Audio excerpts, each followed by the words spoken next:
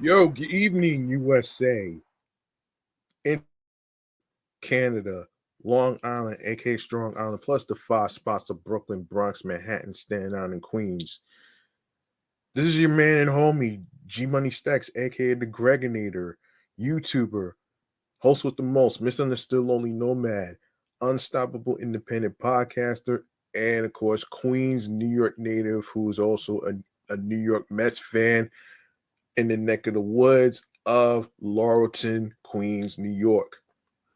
And yes, you are now tuning in, rocking, listening, streaming, and watching the 79th episode of the Sports Edition Show. Excellent, fun, vibrant talks podcast. A space where we talk everything in sports, including football. There's basketball, there's baseball, including the New York Mets and whatnot. Um, and we are live and direct from StreamYard and YouTube. Be sure to grab that subscribe button on the sports YouTube channel page. Leave a like and a comment and tell me what you think about the sports topics being discussed and all that great stuff right there. Um and and yes, my apologies for the delay of the upcoming episodes and whatnot. I'm gonna do what I can to actually get all the episodes of this sports podcast and the other podcast shows out the way as well. So yeah, so without further ado, man, what do you say we cut to the chase? Um and I hope y'all are doing all right, even though it's been like hold on one second.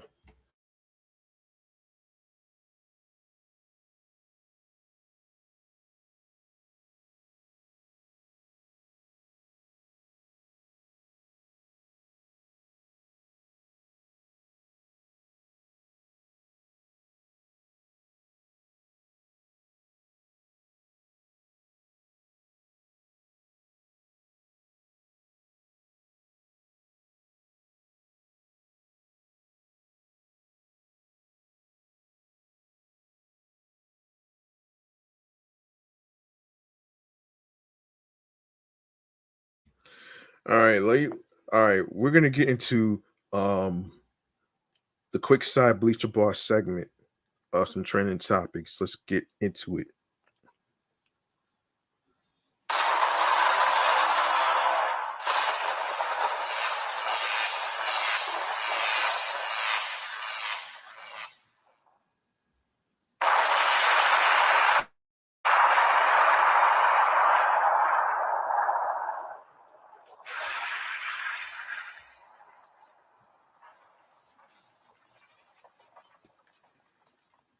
In today's episode, we're gonna be going over the Mets signings that happened in 2024. So, um, I want to start off with Mark Vientos for a sec. Okay, we're basically saying that they need um they need someone to fill that David Wright void. Well, guess who's doing that? Mark Vientos. You know what I'm saying? And the people from let me just and this is according to the people from Sports Illustrated. All right. So let's see. Yes. Um so let's get into it right here. So Mets hidden gem fills longtime infield void. All right. One New York Mets breakout star has solved the team's longtime issues at one specific position. If someone within the New York Mets organization or fan base said during spring training that Mark Vientos would end the the 2024 as the Mets' everyday third baseman, it would have been considered a hot take. However, that's not only exactly what has happened, but Vientos has emerged as a mainstay in of New York's lineup and is now considered a core piece of future plans.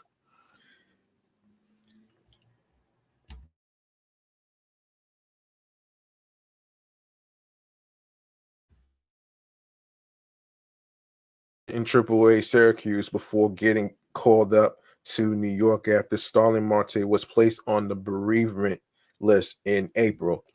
He was then set back down once Marte was reinstated, only to return on May 15th when Joey Wendell was designated for assignment, at which point it didn't take Vientos long to win the starting job.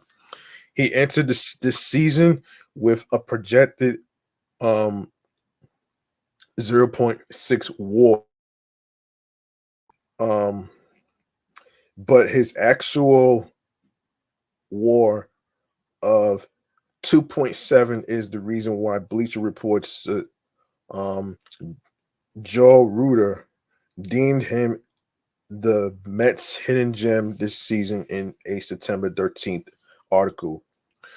Mark Vientos hit just 211 with a 69 OPS plus in 233 plate appearances as a rookie last season. But a closer look at his batted ball numbers provided provided some reason for optimism, um, as he logged a terrific 51.0% hard hit rate, Reuter wrote.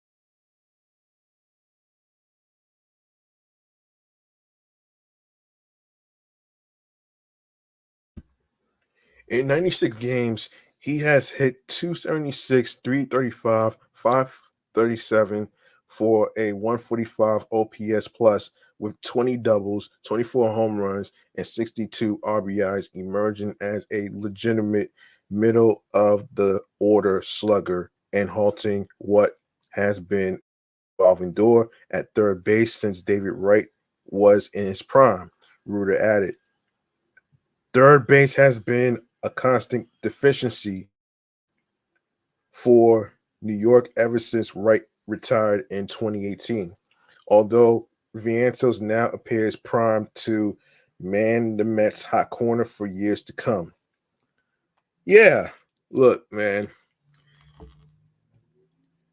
hold on.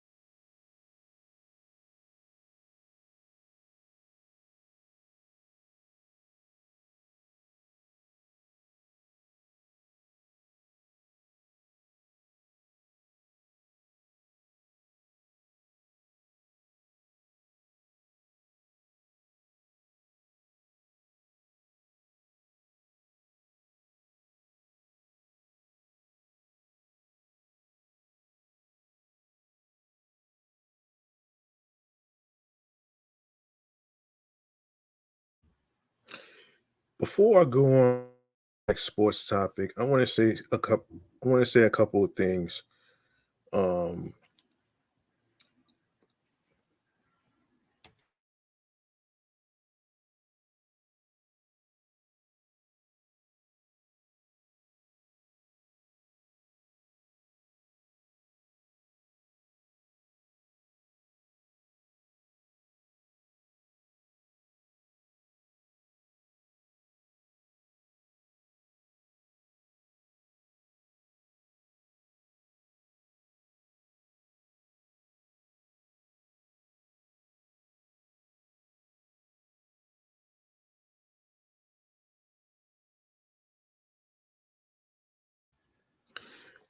to some of the idiots out there who say that Mark Vientos is not a real third baseman, maybe you haven't watched enough games to really see him in action and all the plays that he's made. On a couple of things. He has to work on a couple of things during spring training in 2025 anyway. So yeah, like you really miss Mark Vientos because of what he has done to help this team, not only by making plays but also helping them win games. You know what I'm saying?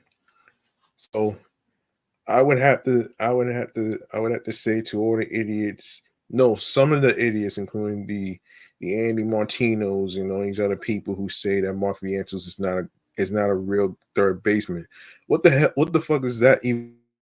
You know what I'm saying? What does that even mean? Like, I feel like they only said that shit out of insecurity for TV ratings and shit. You know what I'm saying? So congrats to Mark Vientos for getting the job at third base because there's no way you're gonna take him out the lineup, and there's no way you're gonna take him out of third base for Brett Beatty, who sucks. Like, come on, man. You know what I'm saying? So I just want to make some noise for Mark Vientos for being being able s- to soak in the moments and being able to, and he even helped out the Mets with a walk-off home run. You know what I'm saying? So so congratulations to Mark Vientos, and of course for getting, you know what I'm saying? So I hope he gets more success and get all the practice he needs, even ask questions and all that great stuff. From what I've been hearing from interviews that he's done on SNY and other spots, even doing an interview to the guys from Meet at the Apple podcast. You can actually check them out on YouTube as well by the New York Mets YouTube channel page, and be sure to subscribe to their podcast um on Spotify, Apple streaming platforms, wherever you get your podcasts and stuff like that though. And I must tell you though, man, the way these guys break down break down things based on analysis, based on whatever it is. They're not doing it because of TV. They're doing it. They're doing it for themselves. And I like the idea of being an independent podcaster. So yeah, there you go. And congratulations to Mark Vientos for getting third base job.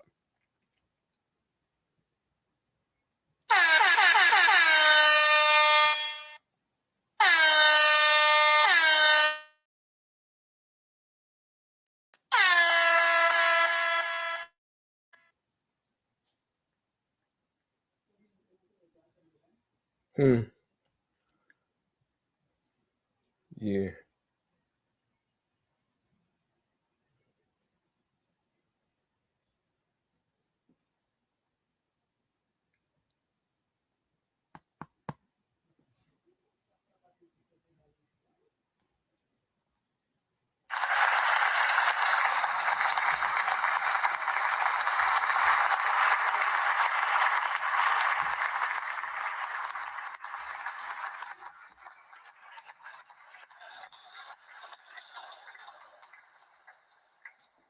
All right. Have Julio Tehron. All right. Um,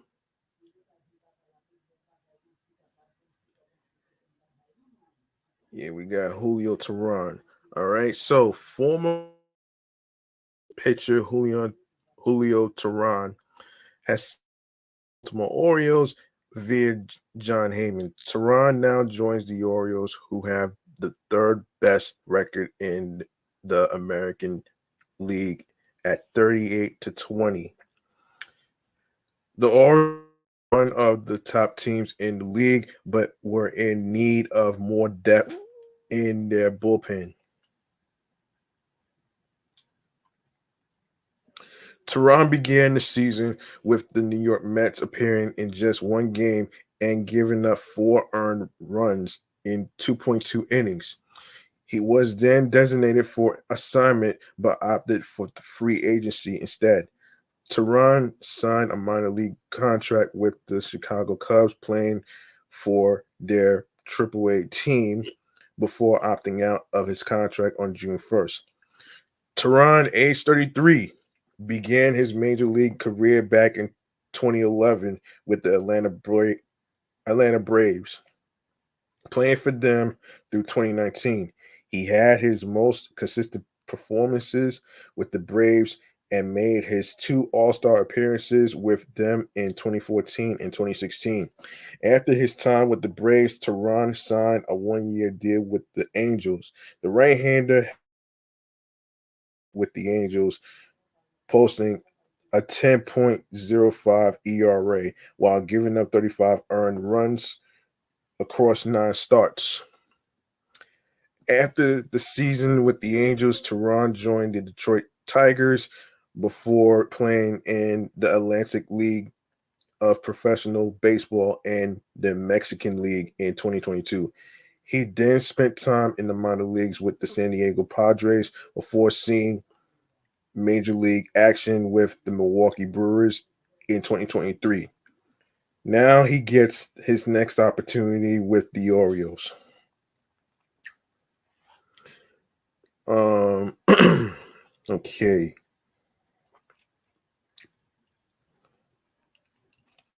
See. Um,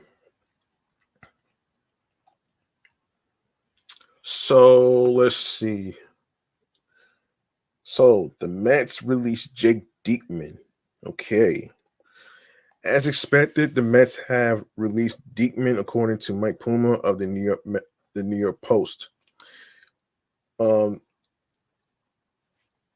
On July 29th, the Mets announced Monday that they've designated left-hander Jake Diekman for assignment and selected the contract of fellow lefty Matt Gage from AAA Syracuse to take his spot on the roster.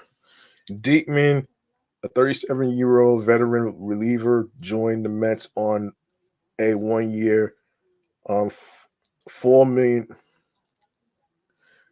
What is it? 4 multi-million deal back in February. Um, in 32, Diekman has punched out nearly 28% of batters, though his long-standing control issues persisted. Last year, Diekman benefited from only 6% of his fly balls leaving the yard, a trend which has reversed in 24, as he's seen a whopping 29.2% of flies go for homers. As a result, Diekman has allowed 7 home runs already this year, 4 of which came in his last 7 appearances. Mets manager Carlos Mendoza used Diekman in high leverage spots in May and June, but as you'd expect, that's changed in July. Diekman's contract includes a $4 multi-million club option for 2025 that becomes guaranteed with 58 games. The lefty currently has 43 appearances, though someone might want to pick Diekman up. Teams desire to avoid that 25 vesting option means Diekman will likely be released by the Mets and sign a new deal.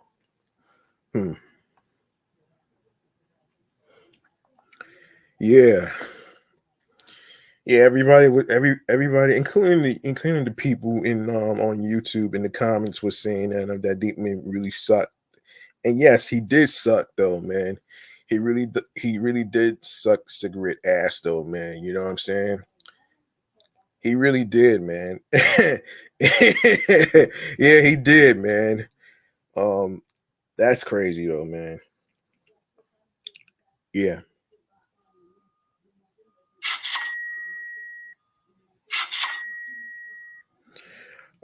Let's see.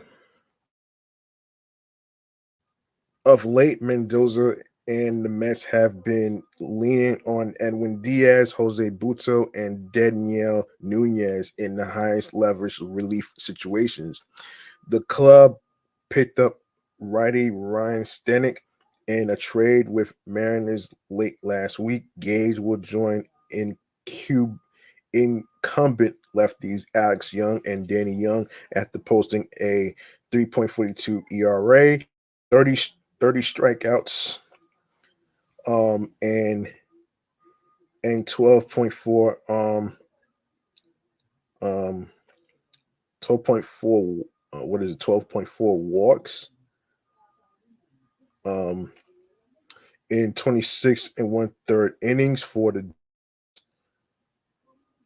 and Mets AAA affiliates. Now, um, yeah, New Year's. I'm gonna save him as far as like the injury part for a future episode. So I'm gonna save that. Let's see. Speaking of, yeah,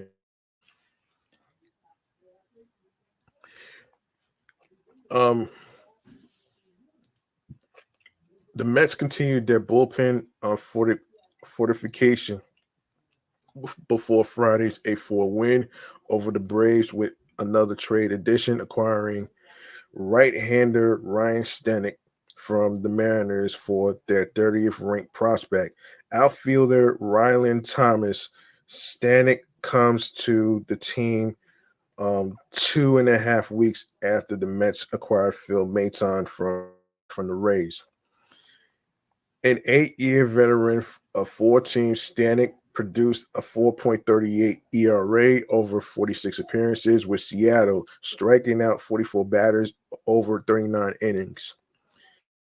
He's held opposing hitters to a slash line of 230, 314, 375. Stanek is one of the game's hardest throwers, topping out at 101 miles per hour this season and routinely throwing in the upper 90s. That makes him the polar opposite of Maton, who survives and often thrives despite a lack of top end velocity. Stanek also features a slider and splitter, both of which are out pitches for him. Now, the details of the trade. So the Mets received Ryan Stanek, right-handed pitcher. Mariners received outfielder Rylan Thomas, Mets number 30 prospect. Stanek will pitch in high leverage situations for the Mets. End quote. I felt like I had a pretty good season until the last 3 games. Stanek said. Besides those, I felt like I threw the ball really well, sandwiched with a weird back spasm thing right before the break. I had to get right. It's all good now, and I'm ready to go. Stanek entered the Mets clubhouse for the first time Saturday afternoon. The news of the trade came on his 33rd birthday Friday. Stanek called it the strangest birthday he ever had. End quote. It was odd. I was not expecting to get traded on my birthday. Such is the life we live here, Stanek said. I'm excited to see what New York is about. I've only been to New York to play against the Mets and Yankees. I've only seen a very small area of the city. It will be good to branch out and see the real parts of New York as opposed to where we stay. All right. Um, Stanek has plenty of postseason success on his resume as well, with a 2.70 ERA over 23 career October appearances that included heavy work for the 2022 World Series champion Astros, as well as the 21 AL pennant winners. Stanek believes the Mets are just as good. They enter Saturday's action as the National League wildcard leaders by a half game over the Braves and Padres. Obviously, it's a super talented team, Stanek said. It's a team that has been playing real from everything I've heard from guys that I know from here. It's a good group and the group is playing well. It's exciting to come in and be a piece of this. Stanek is a close friend of Mayton. They played together while they were with Houston from 2021 to 23. He's the man, said Mayton, absolute competitor. I've seen him do it in two World Series. He's been in the biggest spots. A guy who's done that, durable. It's one of my better friends, but honestly, he's a great guy to have on your team. Stanek joins a bullpen that has been decimated by injuries and underperformance. Five of the eight relievers on the Mets opening day roster are no longer present, including Brooks Raley and Drew Smith, who are done for the season. I'll talk about their injuries in a future episode. That has left the Mets to rely heavily on untested pitches from the minor leagues and acquisitions from outside the organization. Overall, New York enters Saturday's play ranked 17th the major in the majors with a 4.05 bullpen ERA. Um, Pitched in some big games, Mets manager said of Stanek. I saw him early in his career with the Rays, and then as recently as last year with Houston, he's got that ability to come in late in games with playoff experience, big games. It's a power arm. It's 97, 98 with a splitter. I'm glad he's on my side now. Unlike Maton, whom the Mets acquired for cash earlier this month, Stanek cost the team an interesting prospect.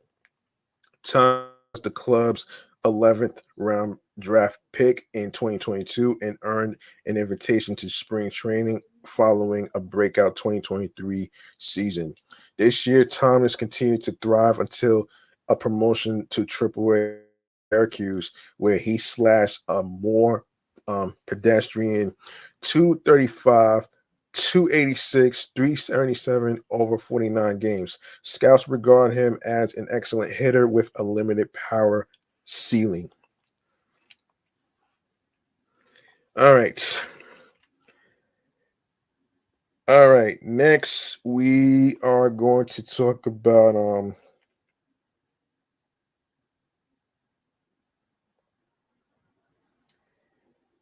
we're going to talk about let's talk Yeah, let's talk about let me see. All right, let's talk about some trade targets.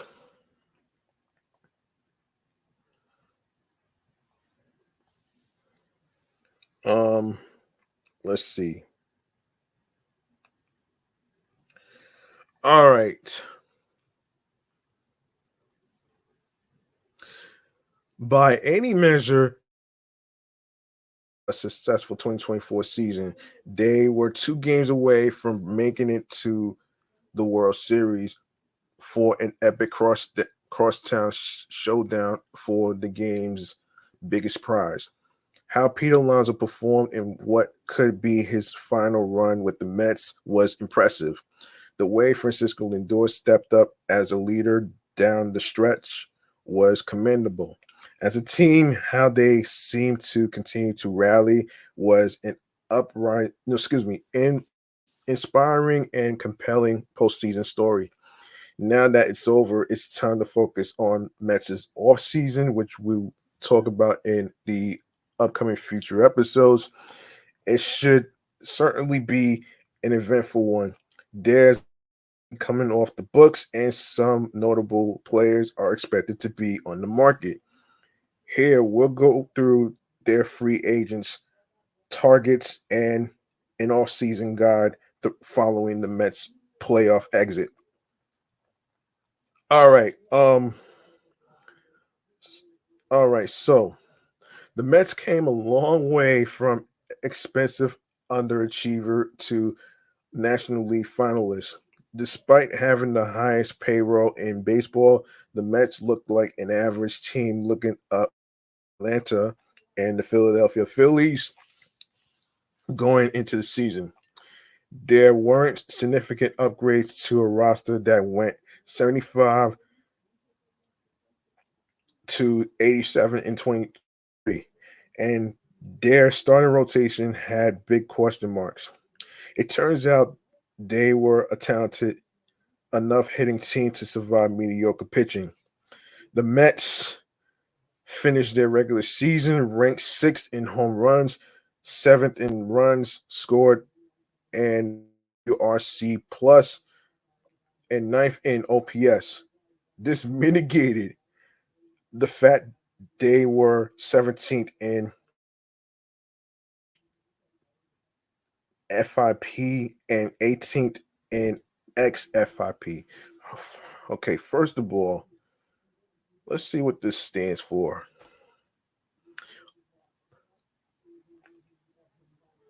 Um, not sure what that not sure what that means. Oh, fan graphs, fan graphs. I'm not really. You know what? I'm gonna leave the fan graphs and stuff to other YouTubers that actually use this stuff because I'm not really good at math. I'm gonna leave it to fanatics to do that though, man. Um, yeah. New York's starters ranked 20th in FIP and 22nd in XFIP, while its relievers fared much better, ranking 12th in FIP and 5th in XFIP.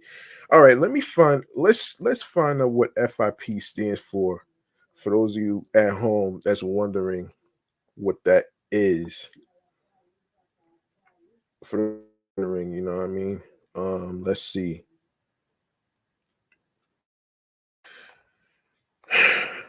All right.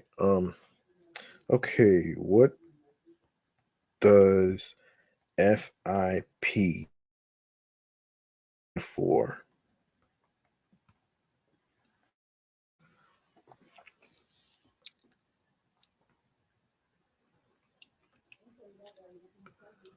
Let's see. Let's see. Now, what does FIP stand for in baseball terms? In baseball.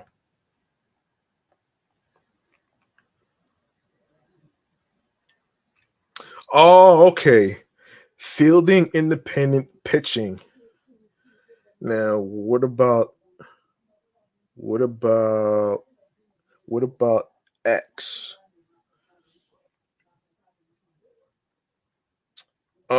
Expected fielding independent pitching. Okay, so fielding independent pitching and expected fielding independent pitching. Now let's talk about what it means actually, and all that stuff. Let's take a look at what it means.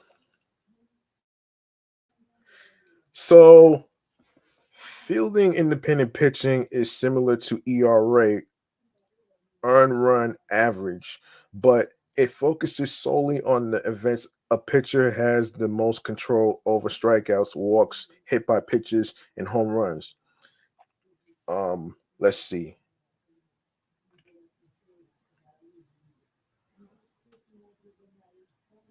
Yeah, hit by pitches and home runs. It entirely removes results on balls hit into the field of play. For example, if a pitcher has surrendered a high average on balls in play, his um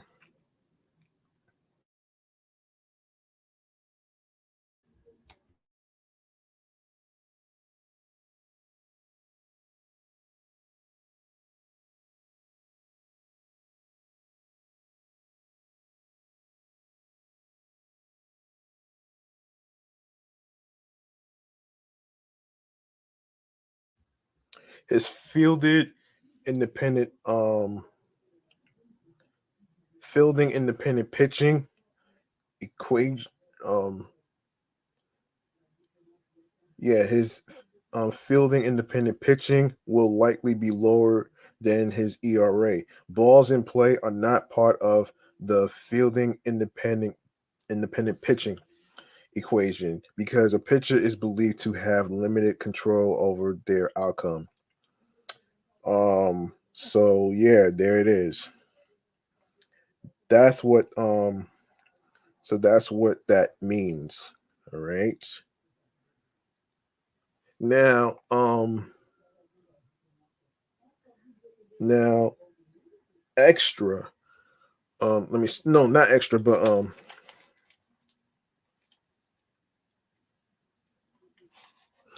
no, not extra. It's let me just it's not extra, it's expected. All right, um so expected fielding independent pitching um finds a pitcher's fielding independent pitching, but it uses projected home run rate instead of actual home runs allowed. The home run rate is determined by that season's league average home run and and home run and what is it, FB, damn, hold up a sec. All right, what does FB stand for in baseball?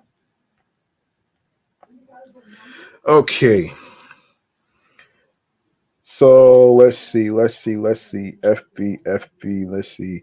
It stands for fastball. Okay, fastball. Get fastball. All right, where were we? Where were we? Yes. Yes, home run fastball rate. For example, in 2002, Randy Johnson had a 2.66 fielding independent pitching and a 2.44 expected fielding independent pitching. The difference being that he allowed a 12.9% home run fastball rate. The league average stood at 10.7%. So the formula where fielding independent pitching constant pulls fielding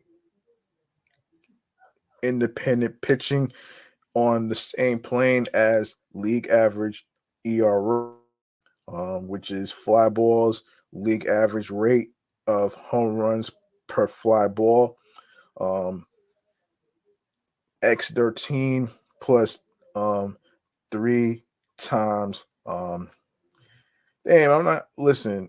3 times. BB, I think that stands for walks plus HBP. Um, home base pit. Wait, hold up.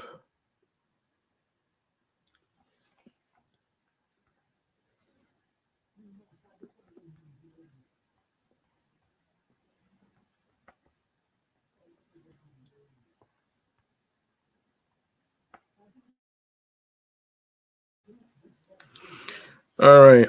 Let's see. Oh, hit by pitch. Hit by pitch. Okay. Okay, hit by pitch. Yes, hit by pitch. 2 times strikeouts. Yeah. Um, why it's useful, you ask? Like its cousin, fielding independent pitching, expected fielding independent pitching can be used to portend future performance, um, as opposed to simply evaluating past results.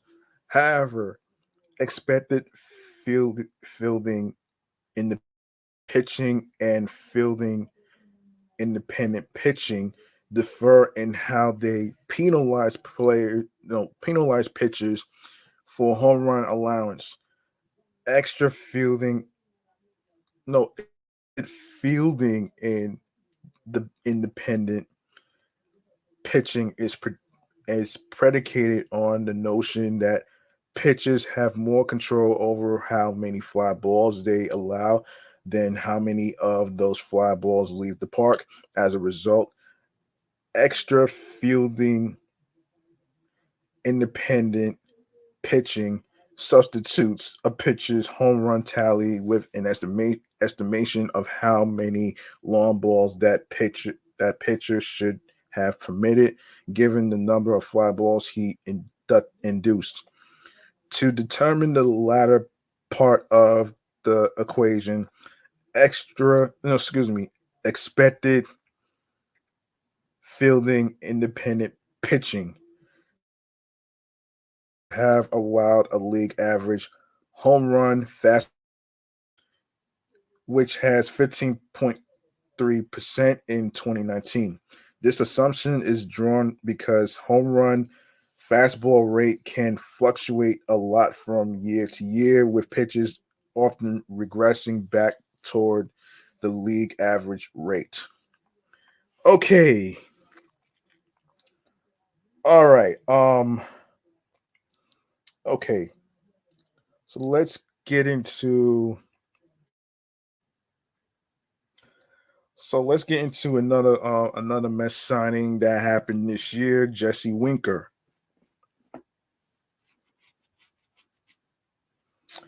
Yeah.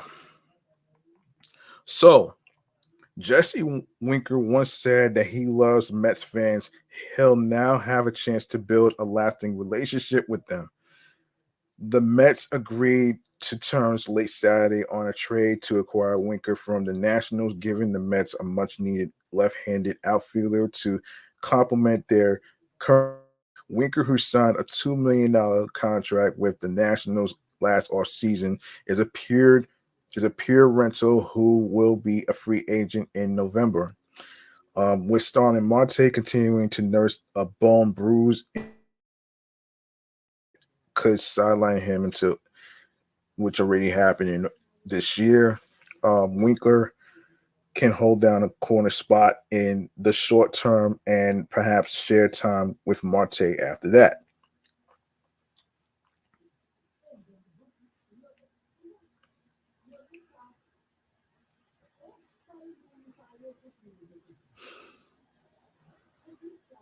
Um, so the trade details include outfielder Jesse Winker. Nationals receive handed pitcher Tyler Stewart, Mets number 17 prospect. Big move. Carlos manager Carlos Mendoza said after the teams announced the deal on Sunday morning. Obviously, a lefty bat. We've seen it a lot, especially when we've played the Nationals and the at bats. The way he controls the strike zone, the power, he's going to help. I hope they bring him back too, man. I hope they bring him back too, man. After all, he did help the team win with his first walk-off home run, which I see. Wow, which I seen actually, which was pretty spectacular, and that will never be forgotten. It's gonna be hitting replays on SNY next year. Watch. Let's see.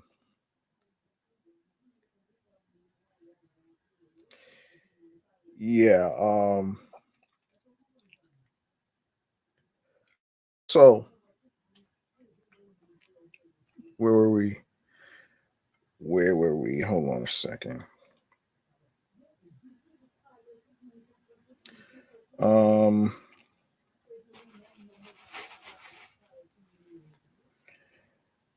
Yeah. The Mets sent right-handed pitching prospect Tyler Stewart to the Nationals for Winker in the 1-for-1 deal.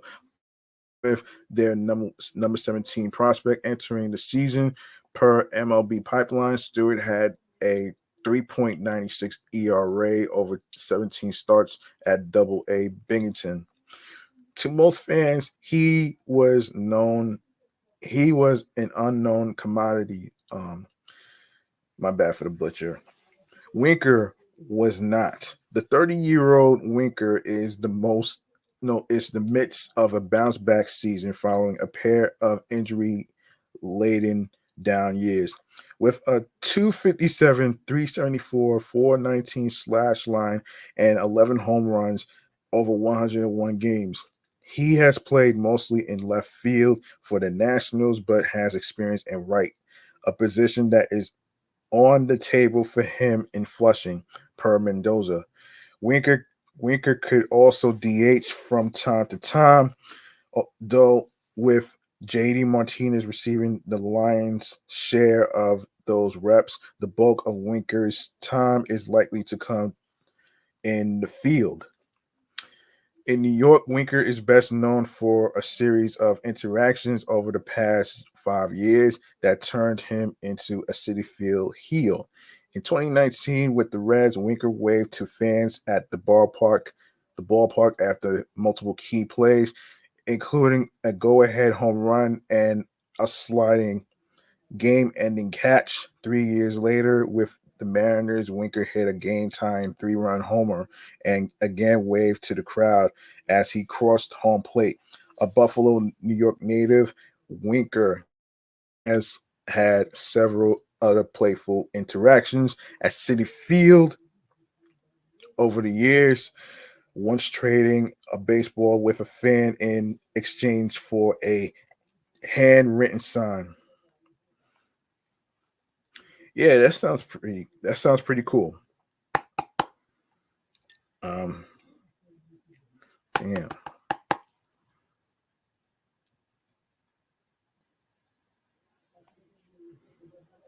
Hold on.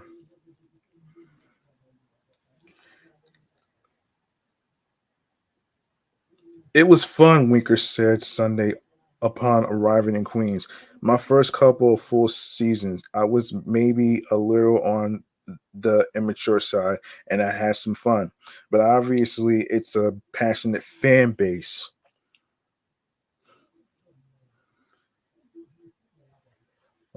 Yep. And I'm excited to play hard for them. After learning of the trade during the Nationals game against the Cardinals on Sunday, Winker flew early Sunday morning from St. Louis and arrived at Citi Field in time to be active for that afternoon's game, receiving something of a hero's welcome.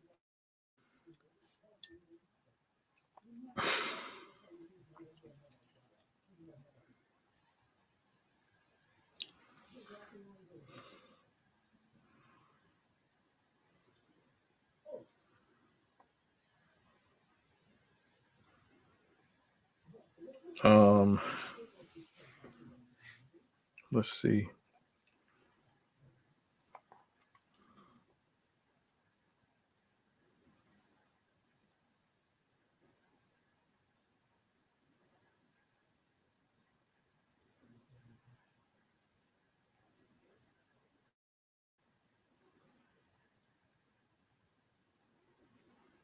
Hold on a minute.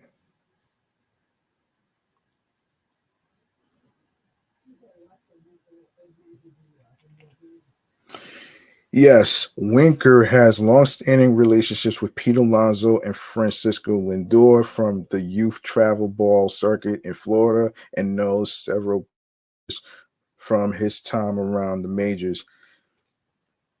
I can't say enough amazing things about this team, Winker said. Having to compete against them has been such a challenge every season. So it's cool to be in this clubhouse. To be clear, to clear roster space for Winker, the Mets optioned DJ Stewart to AAA Syracuse. Year veteran Winker was an all-star in 2021, hitting 24 homers with a 949 OPS in 110 games for the Reds. Although he has never reached those heights before or since, Winker is in the midst of his best season since then. Key to Winker's game is his plate discipline. He ranks in the 97th percentile in MLB in both chase rate and walk rate. Essentially, Winker is an upgrade over Stewart, who had been the Mets' top left-handed bench bat and an infrequent starter in right field.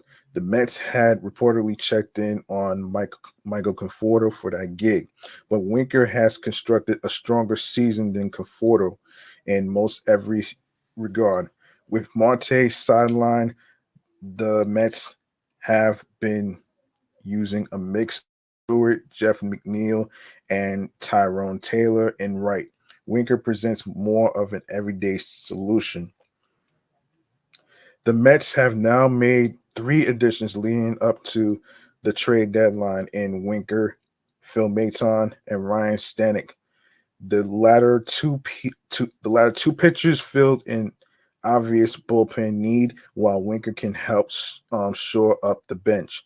What may what remains to be seen is if the Mets will address their rotation, which recently lost two key members of Christian Scott and Corey Singer, who had been dealing with that calf injury. He did, however, return, but but um but really it wasn't really his year. Um, you know what I mean? But the team announced Saturday likely to miss the rest of this regular season, recovering from a left calf strain, which I about already.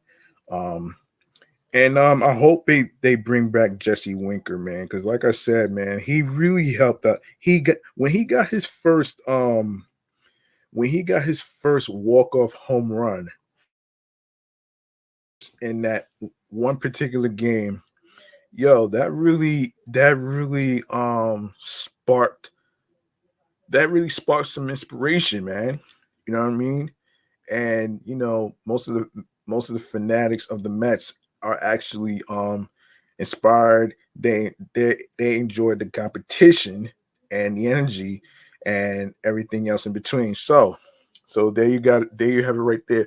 We'll see what happens if Jesse Winker will be brought back to the Mets. I hope they bring him back though, man. But that remains to be seen and to be determined in the off season. So if I hear anything about it, I will bring it here to this sports podcast right here. Um, Instead of clickbait, you know what I'm saying? I don't do clickbait reports. You know what I'm saying? Um, let's see. Let's see. What else do we have to talk about here? What else do we have to talk about here? Oh, wait. Let me see what else we have to talk about here. Let me just see. Um, let's see. Um, Paul Blackburn. Poor Paul Blackburn. Um, Damn, son. The major struggle he's going through, and this is from Yahoo Sports. Um, Mets right-hander Paul Blackburn underwent a CSF, which is a cerebrospinal fluid leak repair on October 11th. Per the team, the return to play for this type of seizure is 4 to 5 months. That timeline could put Blackburn on track to be ready to pitch by opening day. Blackburn is eligible for arbitration for the third final time this offseason and is projected to make a shade over $4 million.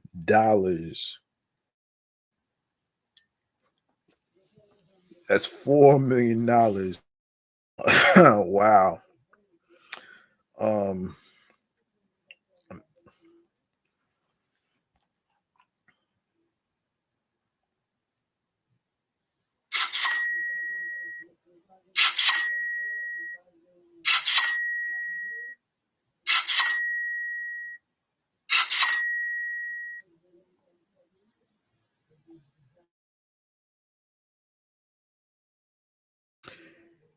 yeah. It's hard to envision Blackburn as a member of the Mets 2025 starting rotation from the outset, but he could be a valuable depth option. Blackburn was ruled out for prior to game 2 of the wild card series against the Brewers due to a back ailment that involved tightness and leaking spinal fluid. Blackburn said in September that he had gotten roughly 10 um, platelet rich plasma injections and that he was targeting a return late in the regular season, but the issue did not go away, resulting in him being shut down for the year. He initially missed a start after getting hit in the hand by a comebacker in San Diego on August 23rd and was set to re-enter the rotation on September 9th in Toronto after making a rehab start on September 4th. However, the back issue then cropped up, resulting in a more extended and eventually the end of Blackburn's season. Okay.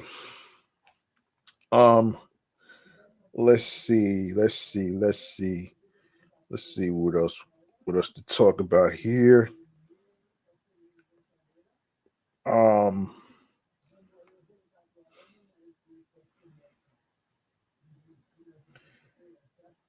let's see. So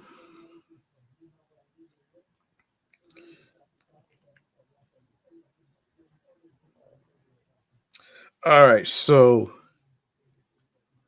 it's been a patchwork job from David Stearns, but the New York Mets continued accruing bullpen options on Friday when they signed relievers Jake Diekman, who got DFA'd, and Shintaro Fujinami to 1 year deals for a team that only had 3 controllable, valuable bullpen options heading into the off season. The Mets are attempting to take the salvaging route by bringing on high upside options to bolster their stable of relievers for 2024. Considerable uncertainties remain, which means new manager Carlos Mendoza could find himself keeping some late inning responsibilities fluid. But this is how we see the back end of New York's bullpen stacking up this season. Fujinami will likely serve as a middle reliever, considering how much he struggled in his first year in the majors after a successful decade in Japan. He posted a 7.18 ERA with the Oakland Athletics and Baltimore Orioles while struggling with control, walking 5.1 batters per 9 innings. The closer is still Edwin Diaz. This is the only role of the Mets bullpen that is bolted to the floor, and rightfully so.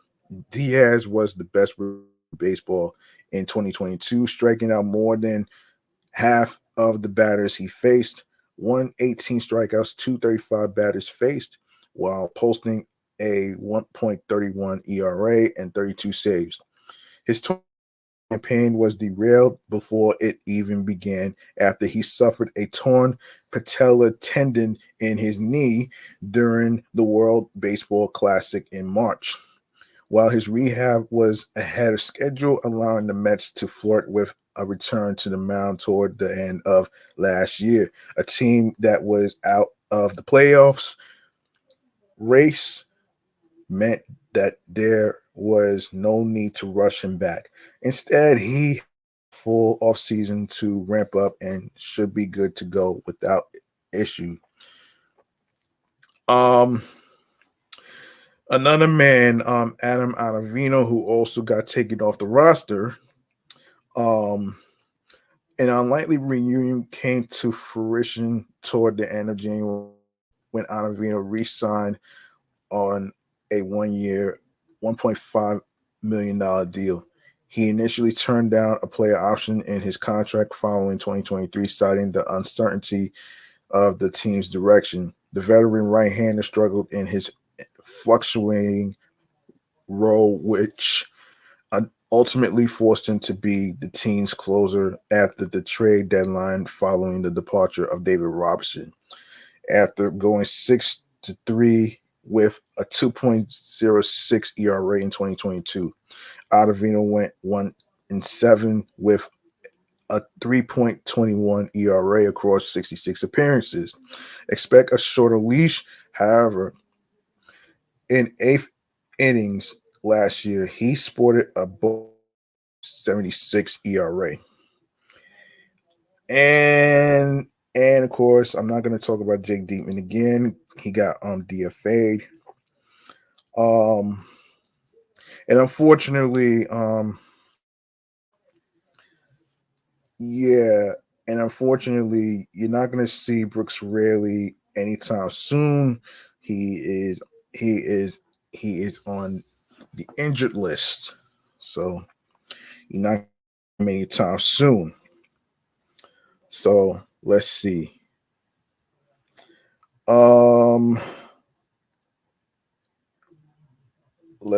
Let's see. All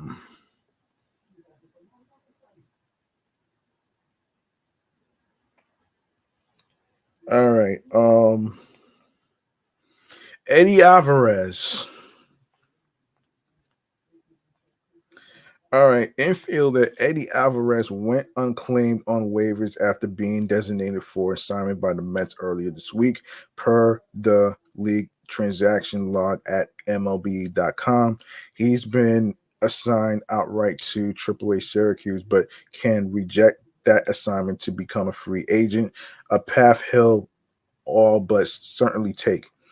The Mets acquired Alvarez from the Red Sox in exchange for cash, a rare September swap that was allowed because Alvarez had been on a minor league contract at the time of the deal.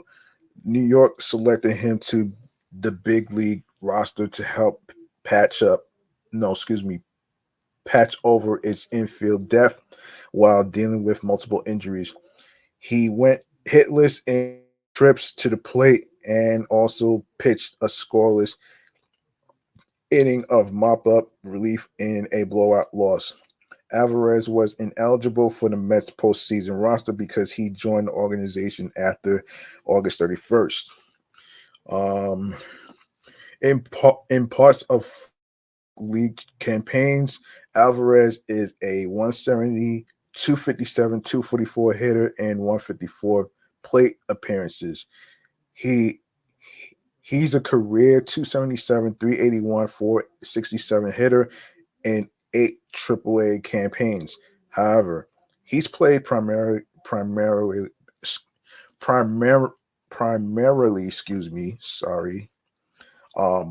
shortstop in his pro career, but also has nearly 2,000 innings at second base, more than 700 innings at third base, more than 300 innings in both outfield corners, and 106 innings in center field over the course of 11 professional seasons.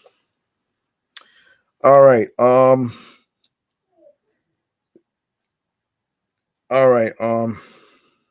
What else we got to talk about here? Let me make sure I don't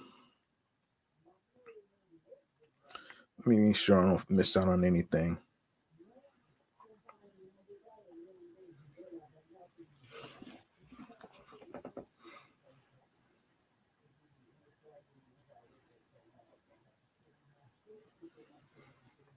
Okay.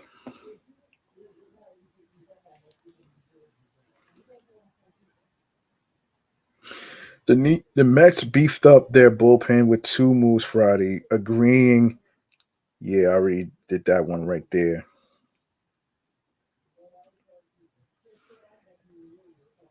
Yeah,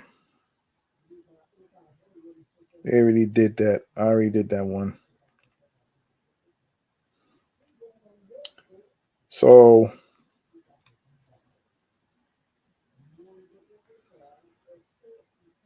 the Mets beefed up their bullpen with 2 moves Friday, agreeing with free agents Shintaro, Fujinami, Jake Diekman, who got DFA'd on 1-year deals. Fujinami's deal is for $3.35 million. A person familiar with the negotiations told the Associated Press. The person spoke on condition of anonymity because the agreement was subject to a successful physical. The hard-throwing right-hander can earn an additional $850,000 in performance bonuses for games, $1,000 for 35, and $250,000 each for 40, 55, and 60. Diekman's deal is also pending a physical, which already discussed. A different person familiar with that agreement told the AP. Fujinami and Diekman, a veteran left-hander, are significant additions to a Mets bullpen that struggled last year, but is suddenly beginning to look much deeper under new president of baseball operations, David Stearns, who we trust. New York re-signed experienced setup man Adam Ottavino to a 1-year $4.5 million contract Tuesday, and star closing at Edwin Diaz is expected to be healthy this spring after missing last season following right knee surgery. So yeah, let me just all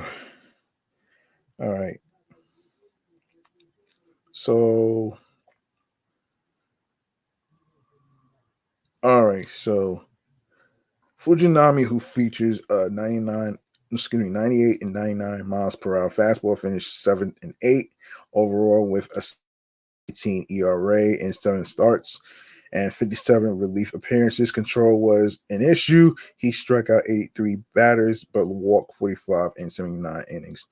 I'm not even sure if Fujinami's coming back either, so I can't really on that one. I can't really tell you on that one, man, unfortunately. So anyway.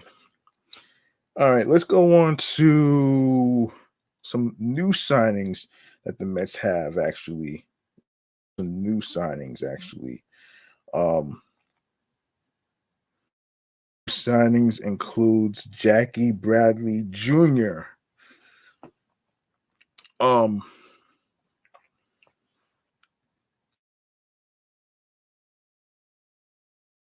MLB, the Seeking a measure of organizational outfield depth, the Mets on Tuesday agreed to terms on a minor league deal with former All-Star Jackie Bradley Jr.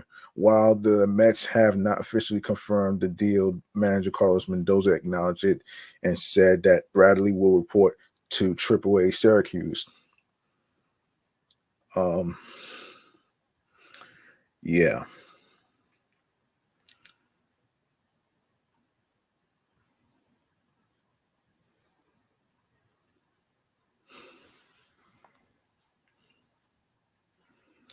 Yeah, Bradley, age 34, spent the early part of this summer playing for the independent Long Island Ducks, where he hit 400, 476, 720. He has long been known as an elite defensive outfielder, playing all three positions throughout an 11-year major league career and producing positive outs above average total totals every year since the metrics inception. He won a Gold Glove in center field in 2018. A left-handed hitter and former first-round draft pick, Bradley also produced a 767 OPS for the Red Sox from 2015 to 20, making the AL All-Star team in fifth and serving as an everyday player during Boston's title run in 18. But Bradley has not reached similar heights since mustering only a 513 OPS the past three seasons. That led him to take a deal with the Ducks in April to reestablish his value.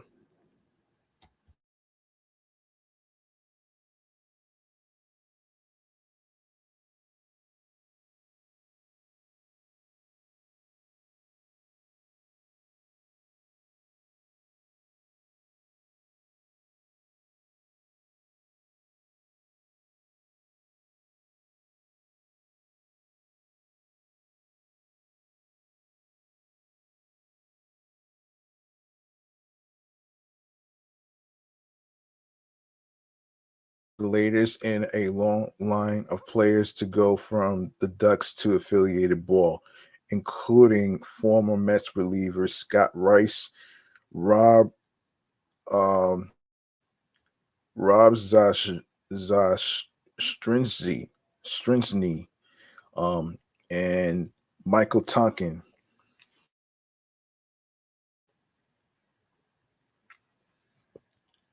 Hold up a second.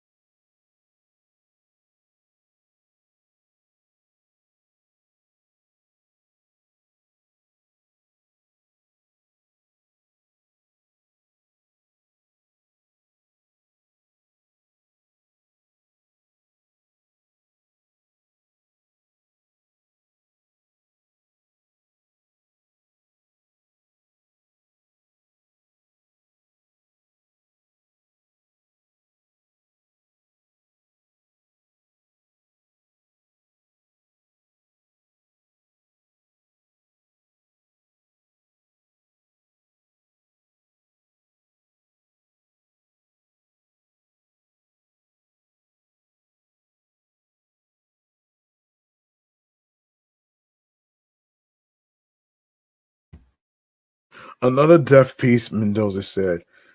I've seen this guy play really well at this level. Credit to him that he went and played independent ball, stayed in the game, and made some adjustments. For now, Bradley will play at Syracuse, where the roster features little outfield depth.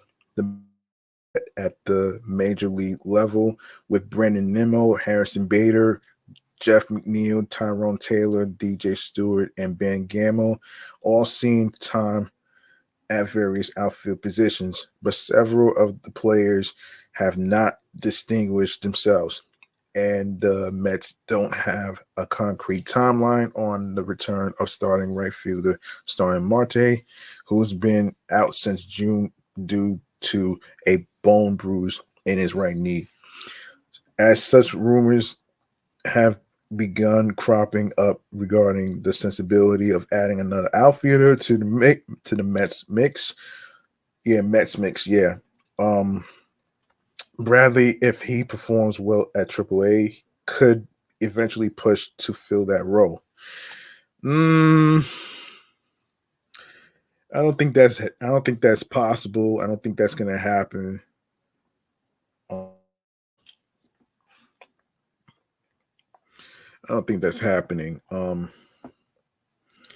Let's see. Let's see.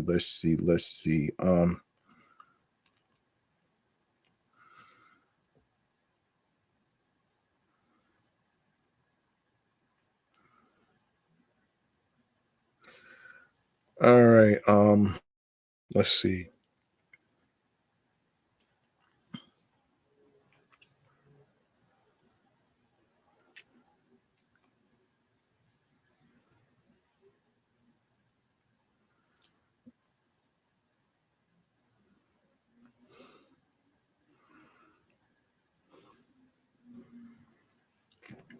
All right.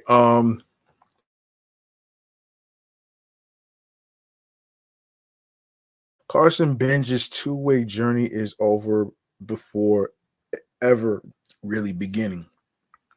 Benge, the Mets' first round draft pick earlier this month, who pitched and hit at state, has decided to become a full-time outfielder now that he's officially signed to his first professional contract. Upon putting ink to paper Tuesday on a $4 million signing bonus, um, and using some of that money to buy a new Ford F-150 Raptor truck, Benge set down both the and his bat. As hard as it is to do one thing, it's double the amount of hard to do both, Benge said Thursday at Citi Field. Being able to stick to one should help me. Um, Benge's decision comes as no surprise to Mets decision makers and rival scouts, all of whom viewed him as a bat first prospect. He showed why during an introductory batting practice session at Citi Field, blasting one ball halfway the second deck in right field during an impressive cage round. Among those watching was Trey Cobb, first, a Mets farmhand from 2017 to 22, who became an area scout for the club this past off season.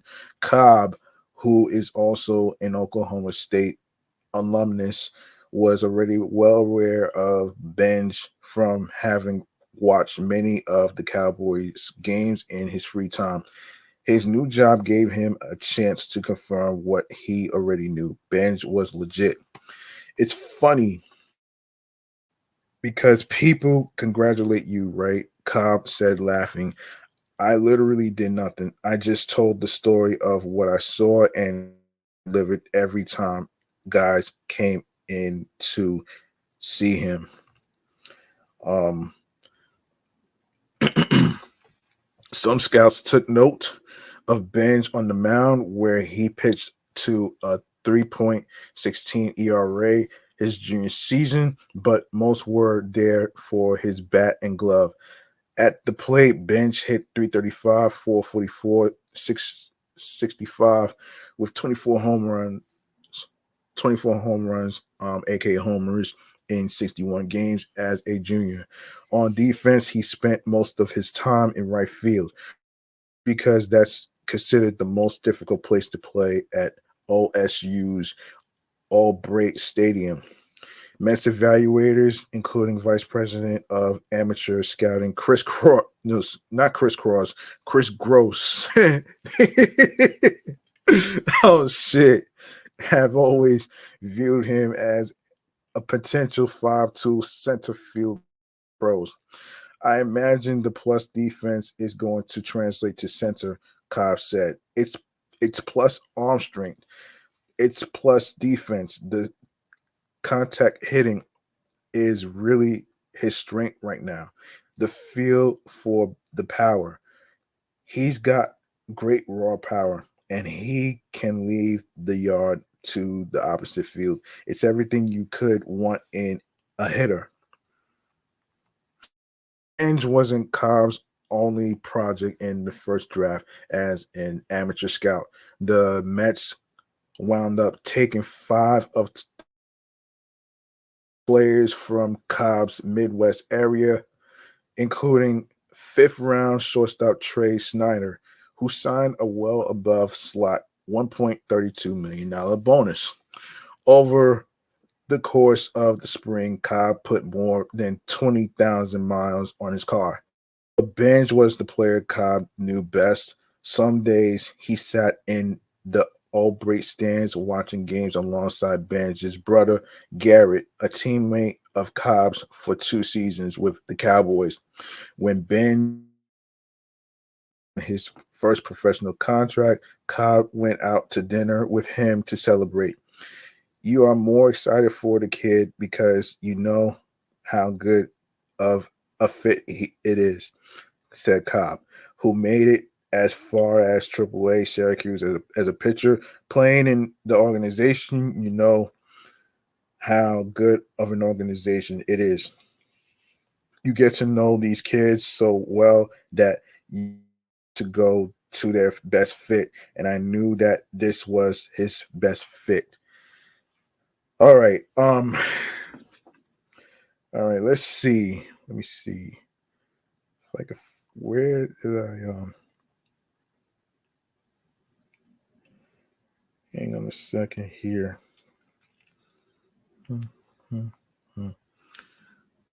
Second.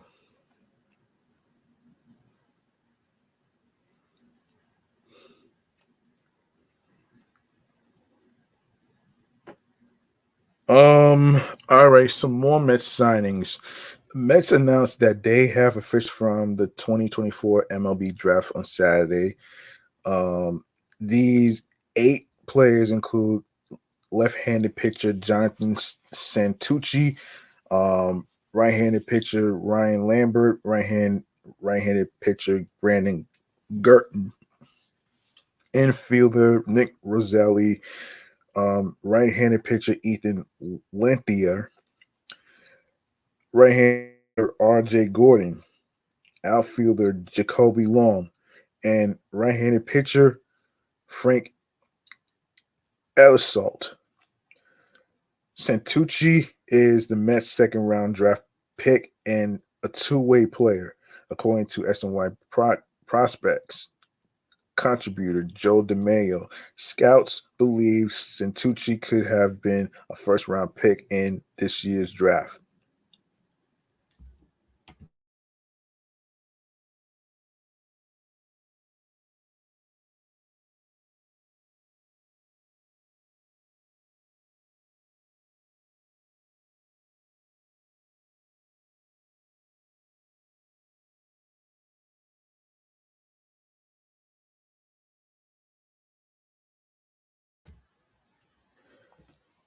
Lambert, the Mets' eighth-round pick, is another valuable arm that DeMaio believes is as raw as a pitcher because he's only amassed 56 innings on the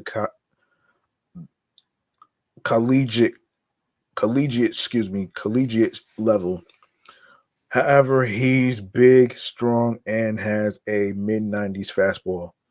Here's a breakdown of all the Mets draft picks in this year's draft. Um, in addition to the 8 signings, the Mets announced they signed 5 non-drafted free agents, including right-handed pitcher Channing Austin, right-handed pitcher Haas Brewer, um, USC for Channing Austin, Little Rock, Haas Brewer, right-handed pitcher Hayden Cooper, West Virginia, right-handed pitcher Eldridge Armstrong, Texas A&M, and right-handed pitcher Hunter Hodges, TCU. So yeah, so this is one of the situations that took place over the summer of 2024. So pretty much that's what it is right there. So let's see. As we go on to if there's any other, if I didn't forget anything, I want to make sure I didn't forget anything. Um, let's see. Let me see.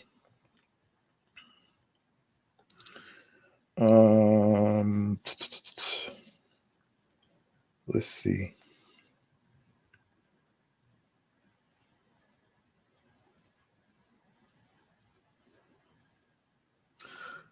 All right. All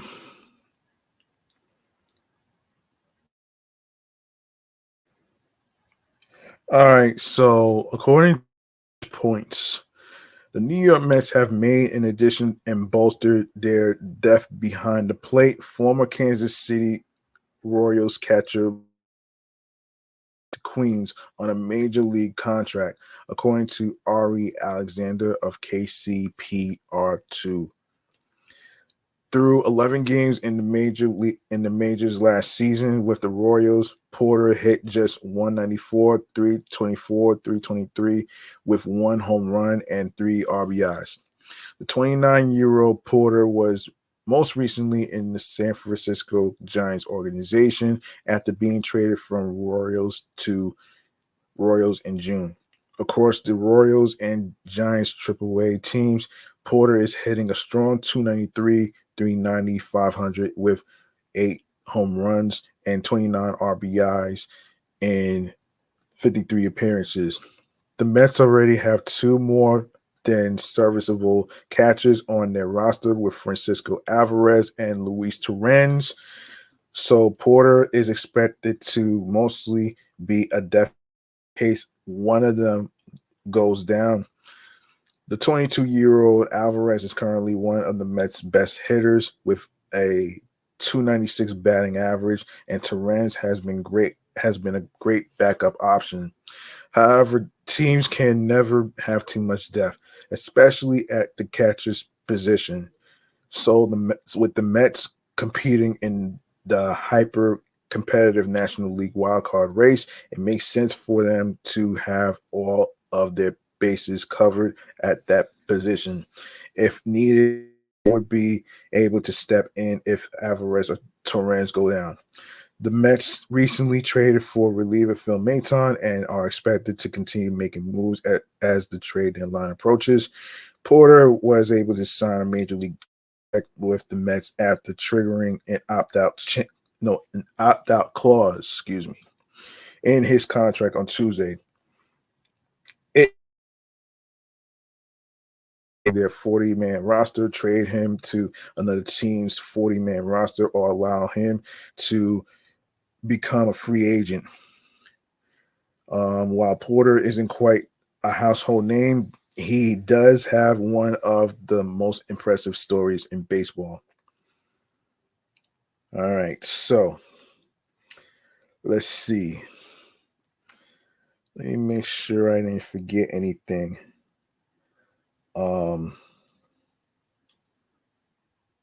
Let me see if I forget anything. Okay, let's see.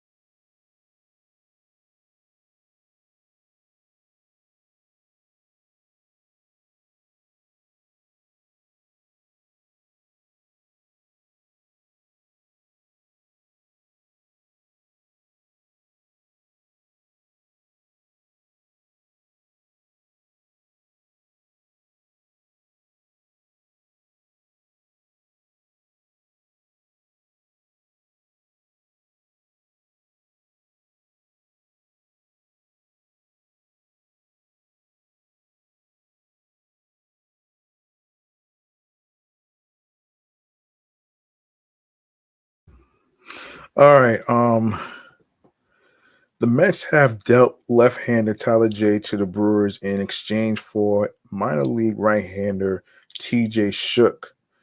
Per a club announcement, Jay had been designated for assignment by New York last week to make room for lefty Alex Young on the club's 40-man roster.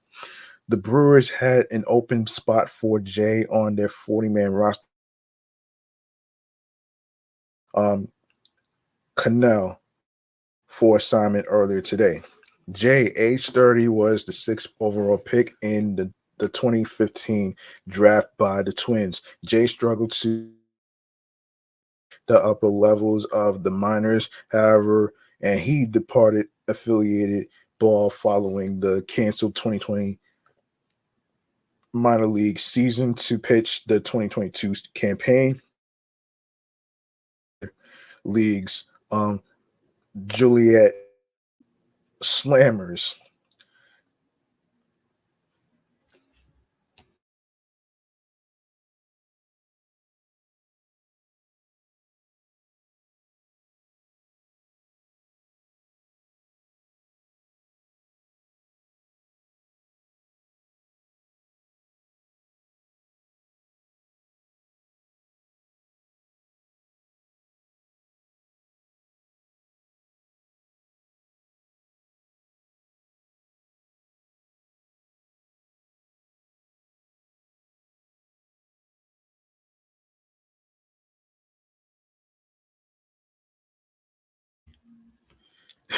Slammers.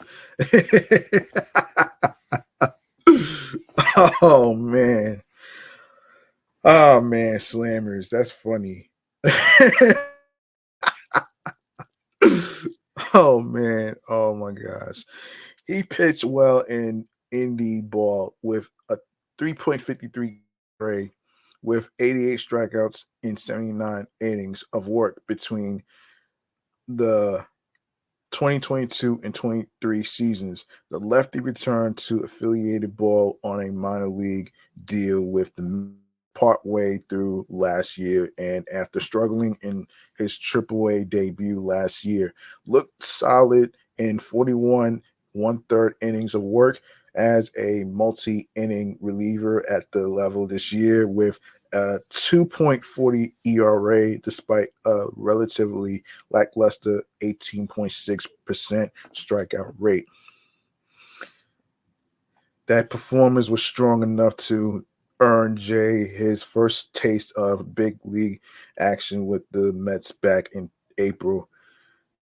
He looked good in two appearances with the Mets, allowing one run on five hits and a walk while striking out one in four innings of work, but was designated for assignment after a week in the majors to make room on the club's roster for Michael Tonkin. Jay remained with the Mets following his outright assignment and continued to put up strong numbers at the AAA level, earning him another big league opportunity on July 1st. That appearance went poorly. However, as Jay runs, three earned while recording just two outs against two hits, two walks, and two strikeouts. That was Jay's only appearance of his second stint in New York, and his time with the organization now comes to an end with a career ERA of 7.71 at the big league level. Yeah. Now Jay is headed to the Brewers where he figures to join a handful of reclamation relief arms who have managed to put together strong results in Milwaukee. The club is currently relying on Brian Hudson, Co- Jared Koenig, Hobie Milner, and Rob Zastrins, Zastrinzi, Zastrinzi as lefty relief options, and Jay figures to be the next man up behind that group from the left side, while Kevin Herjett acts as the top depth option behind the bullpen's right-handed pitchers. In exchange for Jay's services, the Brewers are parting ways with Shook, who they signed.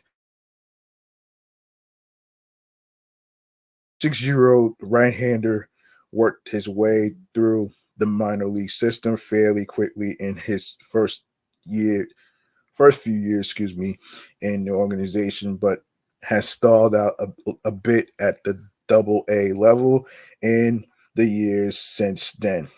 Having pitched there since partway through the 2022 season in 242 career innings at the level, Shook has 5.06 ERA, despite a solid 24.2% strikeout rate, thanks to an elevated 10% walk rate, a tendency towards allowing home runs.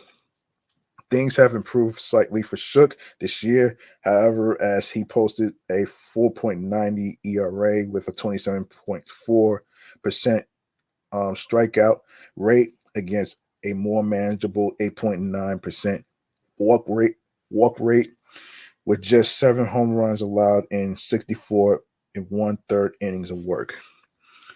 Okay, more on TJ Shook. Let's see. Yeah, I'm not gonna get into the numbers right there. So let's see if I covered the bases. Let's see if I covered the bases though. Stanek. Well, it looks like I covered the bases actually. So looks like I covered the bases though. Hold on 1 second.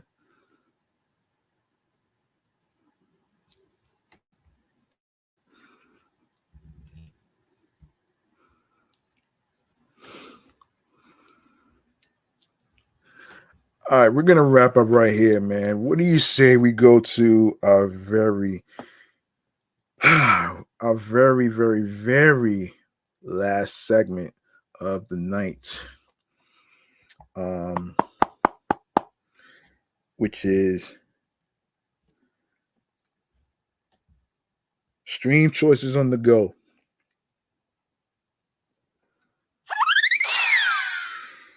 All right. This is where I actually inform you where you can actually follow the podcast.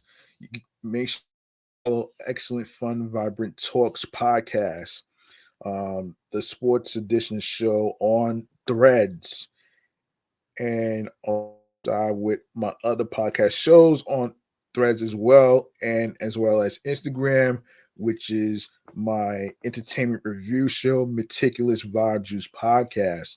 Be sure to follow my other podcast that I just recorded 355 with, Off the Meat Rat Chains New York Avenue podcast.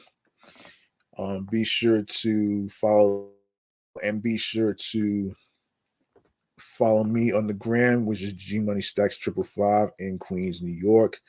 I do apologize for not being active in the Instagram video feeds and stuff. I'm trying to see if I could get a new Android tablet. That way I can actually get back to the folks on Instagram, so I can actually, be able to be active with more videos and more content over there as well.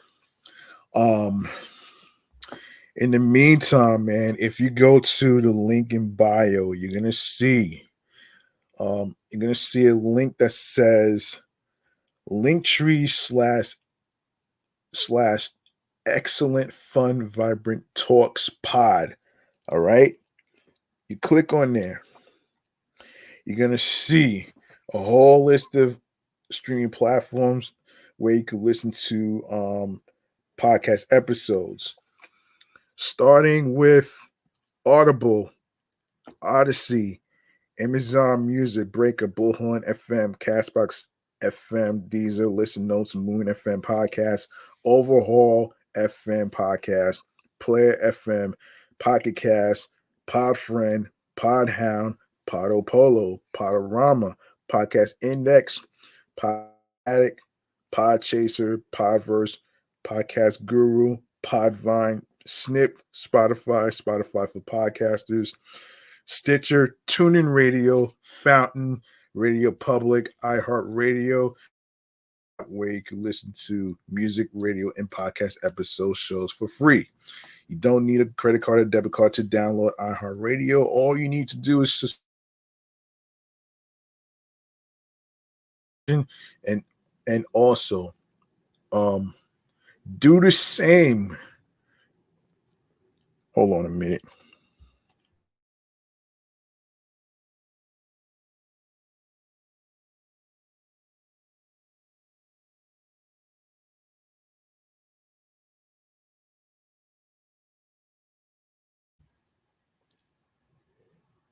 Yes, do this with YouTube. Make sure you follow. Make sure you grab that subscribe button on the sports YouTube channel page. Excellent, fun, vibrant talks podcast. The sports YouTube channel page.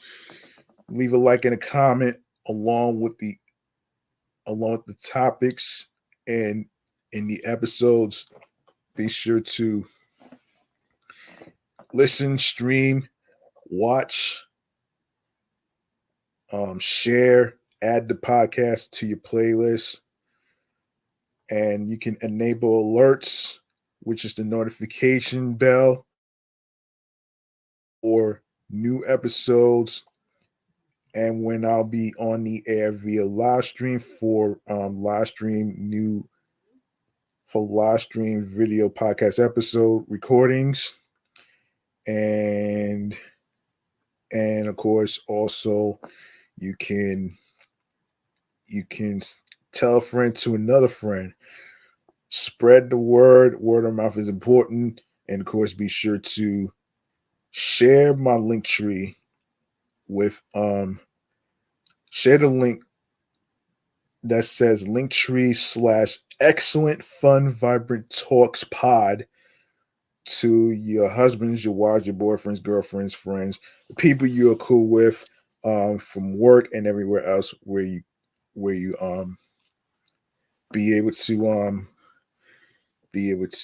listen to podcasts, man. All right, so there you have it right there.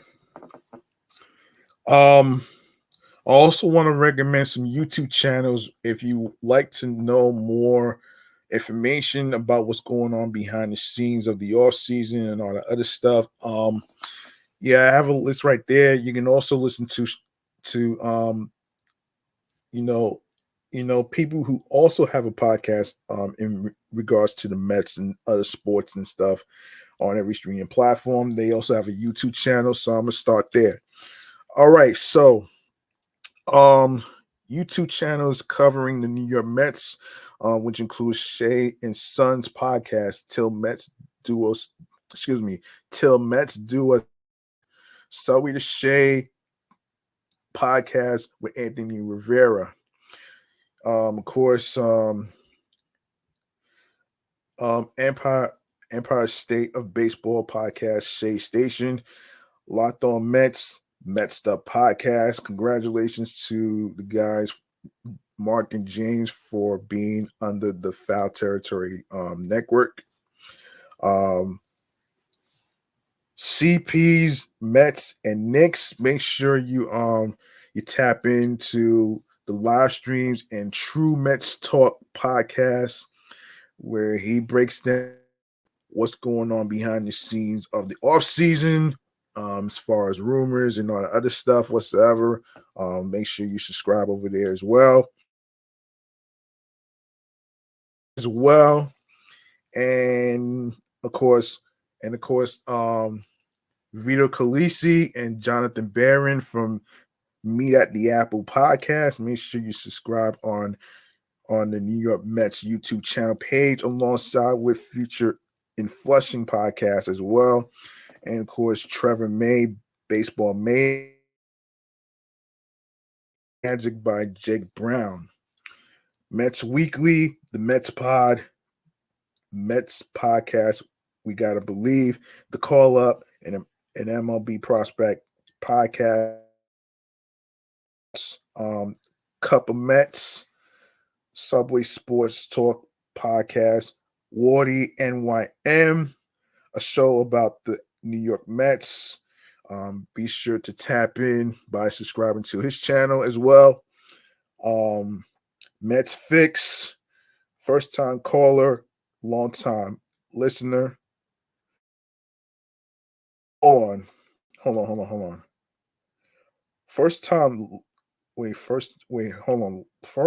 First time listener, long time caller. I don't know how. I'm probably getting that backwards. I started listening to their podcast actually. So it's by Laura Albanese, who you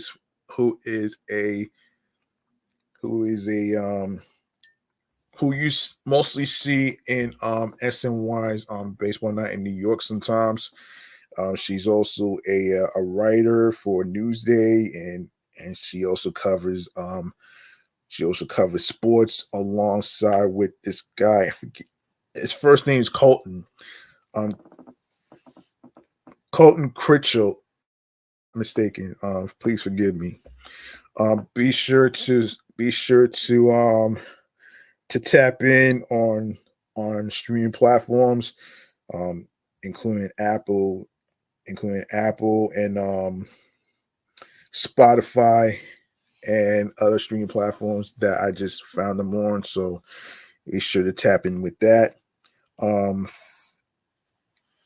We have Filthy Sports. He Did This to Me podcast. I don't know. All right. So I guess it's a father and son podcast. So I guess that's what that is. I didn't know who the he was. That's why I was like a little confused. So forgive me. New York Sports Talk is where you talk about all things sports related to different teams and stuff. Mets Therapy, Digging Weekly and Digging Deep podcast, and of course another sports related, which is football. Of course, it's obviously football season. Make sure you tap into Everything New York Giants podcast as well. That's one of my favorite New York Giants teams. That's one of my favorite New York teams and stuff. New York Giants over the Jets. And Jets always lose. No offense, man.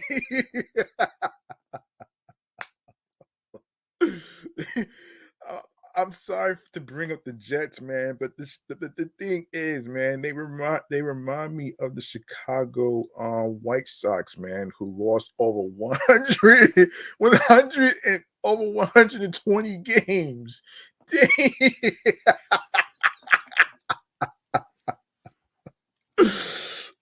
Oh man, that's terrible and devastating, folks. That shit is terrible, man. You call that a fucking team? All right. Um,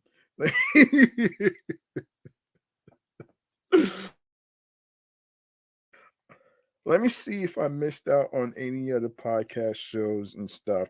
Before I forget.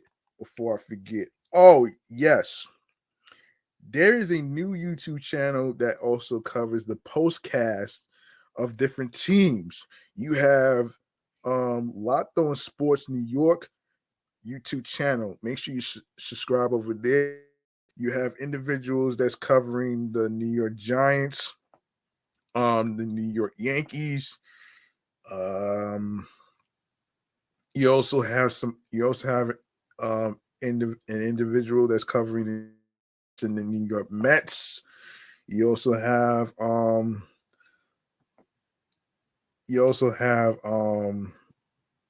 individual that's covering the New York Yankees as well, and another person also covering the the New York Knicks as well, which I just found out too. But so yeah, there you go. Jeez, man. Listen, man. Let me see if I missed anything. Um, yeah. Also, another YouTuber is also covering the Mets. Be sure to subscribe to Mets Central. Be to let me see if I missed anything else. Let's see. All things Mets talk. Make sure you subscribe over there. Um, so be sure to um subscribe to Why Am I a Mets Fan?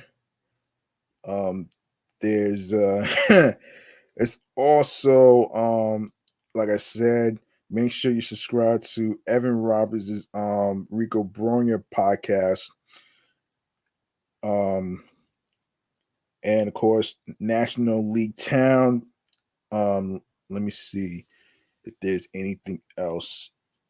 Even let me see anything else baseball related that I didn't get a chance to cover. Um, just baseball show for baseball fans. Make sure you subscribe over there as well. Let's see. I already mentioned Filthy Sports. Make sure you subscribe over there. Make sure you Unpopular Opinion Sports Talk Nation. Make sure you subscribe there. NFL Good Morning Football Overtime. Subscribe over there as well. And also 12 p.m. on the weekdays. Be sure you tap into that on my 9. Um Other sports that's non-baseball related is unapologetically. Make sure you subscribe to Angel Reese's podcast on YouTube. Make sure you make sure to make sure you let me see. I think I covered the Ringer NBA. Make sure you tap into that. Um let's see. Dead End Sports. Make sure you subscribe over there as well. Let's um so it's Locked On Mets postcast, Locked On Jets postcast, Locked On Yankees postcast, Locked On Giants postcast, Locked On Knicks postcast. Make sure you subscribe on the Locked On Sports New York YouTube channel page. And if anybody asks, tell them G Money Stacks sent you. All right. All right. Let's wrap up here. I'm your man G Money Stacks, Eggonator. Thank you very much for tuning in to the 79th episode where we talked about the Mets signings of 2024. And remember, doesn't stop. Hard work pays off. If you want something, you have to go for it. Follow your gut, follow your instincts, because nobody's gonna do it for you, and it's not gonna be given to you on a fucking silver platter. And of course, find your niche, your skills. Be sure to do what makes you happy, creatively, mentally, emotionally, physically, and spiritually. That gets you into your zone alongside with tunnel vision. All right. I love every single one of y'all. I appreciate y'all. And remember, everybody's everybody's journey is different. There is no guidebook or a manual to to to going for your success in your journey. You know what I'm saying?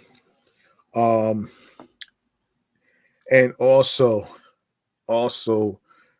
it's not a matter of whether you win or lose. It's how you play the game. And also, I one of the thoughts that I wanted to say regarding the Mets season being over is, look, you know, they had a good comeback season from June to now. Um, don't be sad that their season is over. You really got to know that they are the type of team that never gives up without a fight.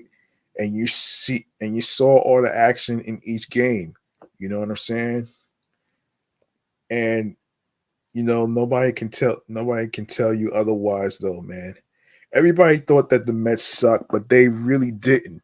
They fought back without a without a, without a fight. They had all the energy and all that good stuff. And you're gonna have a bunch of haters who's gonna say some crazy shit out of the blue whatsoever. But also understand that we don't work for the organization. We don't have a say in the decisions or anything like that whatsoever. We don't. So the way I look at it like this though, man, you just take it game by game and day by day. It's a process. As David Stearns always says though, anything's not going to happen overnight. It takes time. It's not a matter of whether you win or lose. It's how you play the game. I'm going to sign off right now, man. Peace and one love. And I'll see y'all on the flip side next time in the same sports channel, same place, and same spot. All right. Peace and one love. Hope y'all enjoy the rest of your week, including Halloween. Happy Halloween in advance. Be careful, be safe. And of course, I did put out on my primary YouTube channel page, G Money Stacks 555, about some Halloween events. In the community tab, check out the community tab where I post the links to Timeout, where you can actually look into some Halloween events that's happening in Los Angeles, what's happening in New York, and the rest of the places. All right. Peace out, everybody.